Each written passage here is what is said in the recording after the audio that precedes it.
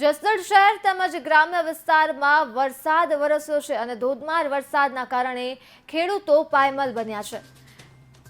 ગોડલાધર સહિતના ગામમાં પાકને ભારે નુકસાન પહોંચ્યું છે, ત્યારે મગફળીના પાક પાણીમાં તણાયા હતા। ખેડૂતોના હાથમાં આવેલો કોળિયો છીનવાયો છે, ત્યારે સરકાર સર્વે કરી યોગ્ય સહાય ચૂકવે તેવી ખેડૂતો માંગ કરી રહ્યા છે।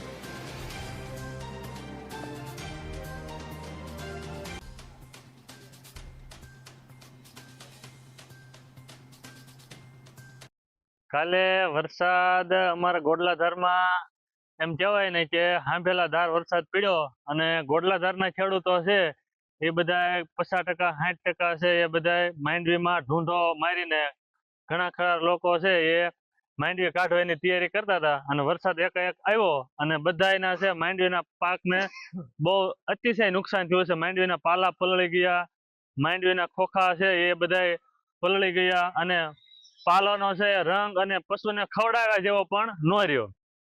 તો હવે અમારે ગોડલાધારના ખેડૂતોને એક વિનંતી છે કે સરકાર છે જો આમાં કાંઈ સહાય કરે તો ખેડૂતને એટલો તો જે છે એ ફાયદો થાય।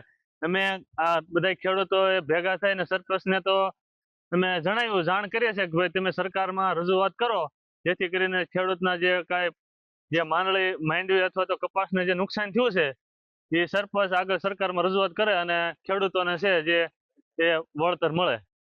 બસ એવું અમારું કેવું છે। અમારે કાલે આબ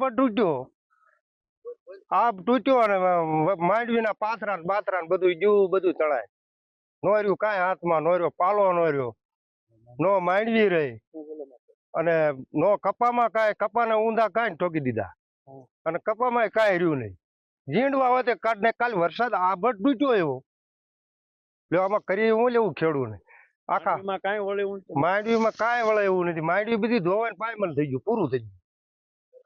તમારું સરકારનું શું કહેવાનું થાય? હવે તો આમાં કાંક જો સરકાર કાંક થોડીક સહાય કરે તો કાંક વળે સારું, નકર આમાં નો રહ્યું કાંઈ ઢોરનું નો રહ્યું, નો માલનું રહ્યું, નો માણાનું રહ્યું। આમાં ઉપર નહીં આવે તો તમારે શું પરિસ્થિતિ થશે તમારી? હવે તો ભૂંડાયું થાય, બીજું તો હું આની ઉપર તો અમારું જીવનદાન હતું બધું, આની માથે હતા અને એમાં છેલ્લે 8 ગઈ।